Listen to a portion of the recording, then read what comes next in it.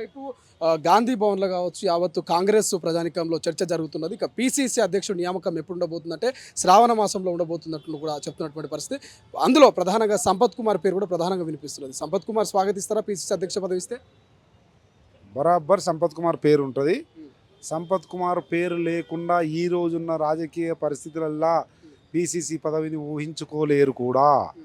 అంటే నేను ఒక్కనే అని కాదు, నాదైతే తప్పకుండా ఉండాల్సిన ఆవశ్యకత ఉంటుంది. ఎందుకంటే ఉన్నటువంటి సామాజిక సమీకరణలు కానీ, ఉన్నటువంటి రాజకీయ పరిస్థితులు కానీ, గౌరవ ముఖ్యమంత్రి రేవంత్ రెడ్డి గారి ఆలోచన విధానాన్ని, క్యాబినెట్ తీసుకున్నటువంటి అనేక నిర్ణయాలను క్షేత్రస్థాయిలో అమలుపరచడానికి ఒక యువకుడిగా, సంస్థాగత స్పృహ ఉన్నవాడిగా, ఏఐసిసి స్థాయిలో పనిచేసిన వాడిగా, అన్నిటికీ మీ చిన్న కార్యకర్త స్థాయి నుంచి ఎదిగిన వాడిగా నాలాంటి వాడు ఉంటే మంచిది అన్నటువంటి కార్యకర్త మీరు అంటున్నారు కనుకనే కార్యకర్తల అభిప్రాయం ఆ రకంగానే ఉంది.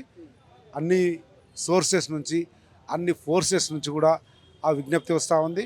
అన్నిటికీ మించి నాకు పూర్తి నమ్మకం ఉంది, విశ్వాసం ఉంది.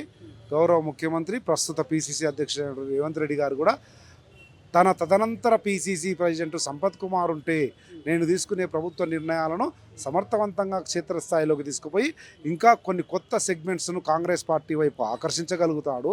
కాంగ్రెస్ పార్టీని సంస్థాగత స్పృహతో ముందు తీసుకుపోగలుగుతాడు. రేపు స్థానిక సంస్థల ఎన్నికల్లో కానీ, తర్వాత వచ్చే మున్సిపల్ ఎన్నికల్లో కానీ, తర్వాత వచ్చే ఎమ్మెల్యే ఎన్నిక వచ్చినా కానీ సంపత్ కుమార్ ఈ విషయాలన్నింటి తీసుకుపోతాడన్న నమ్మకం, విశ్వాసము ముఖ్యమంత్రి గారికి ఉంది అని నేను భావిస్తున్నాను.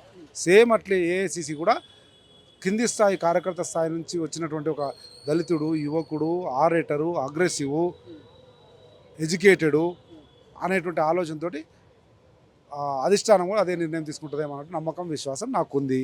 కానీ నేను నమ్మిన నా నాయకుడు గౌరవ ముఖ్యమంత్రి రేవంత్ రెడ్డి గారు కానీ, నేను నమ్మిన నా కాంగ్రెస్ పార్టీ అధిష్టానం ఖర్గే గారు కానీ, రాహుల్ గాంధీ గారు కానీ, కేసీ వేణుగోపాల్ ఏ నిర్ణయం తీసుకున్నా కాంగ్రెస్ పార్టీ తీసుకునే నిర్ణయాన్ని కట్టుబడి పనిచేసి ఒక కరుడుగట్టిన కాంగ్రెస్ సైనికుని నేను కనుక తప్పకుండా ముందుకు పోతాను. కానీ ఏ ధైర్యంతో సంపత్ పీసీసీ నాకు వచ్చే అవకాశం ఉంది అంటున్నారు? అంటే రేవంత్ రెడ్డితో దగ్గర సంబంధమా లేకపోతే ఏంటి? ఒకే ఒక కోణము, ఒకే ఒక యాంగిల్లో, ఒకే ఒక కారణంతో పీసీసీ ప్రెసిడెంట్ రాదు సుమా. పీసీసీ ప్రెసిడెంట్ అన్నది ఈరోజు అధికారంలో ఉన్నటువంటి పార్టీ రాష్ట్ర శాఖ అధ్యక్షుడు, 140 సంవత్సరాల సుదీర్ఘ రాజకీయ చరిత్ర కలిగినటువంటి ఇంత పెద్ద పార్టీ, ప్రపంచంలోనే the biggest, the vast political, democratic political platform is Congress party. అటువంటిది అయ్యేటప్పుడు ఒకటే కారణం ఉండదు, అనేక రకాల కోణాలు ఉంటాయి. మల్టీ డైమెన్షనల్ ఆస్పెక్ట్లో అనాలిసిస్ జరిగిన తర్వాత నిర్ణయం తీసుకుంటారు. అందుకే అన్న సామాజిక కోణం ఉంటుంది, లాయల్టీ ఉంటుంది, హానెస్టీ ఉంటుంది, ఆర్గనైజేషనల్ బ్రాటప్ ఉంటుంది, తర్వాత అడ్మినిస్ట్రేటివ్ కెపాసిటీ ఉంటుంది, ఆరేటర్ అనేది ఉంటుంది, స్పీచ్ ఇవ్వగలుగుతాడా, నలుగురు ఒప్పియగలుగుతాడా అనేది ఉంటుంది.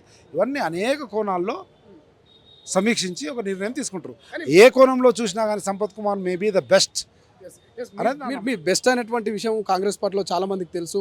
లేదే గల్లీ నుంచి ఢిల్లీ దాకపోయారు. కానీ ప్రధానంగా బీసీ నాయకుల పోటీ కూడా ఎక్కువ ఉండే అవకాశం ఉంది. ఇప్పటికే ఢిల్లీలో లాబింగ్ చేస్తూ ఉన్నారు.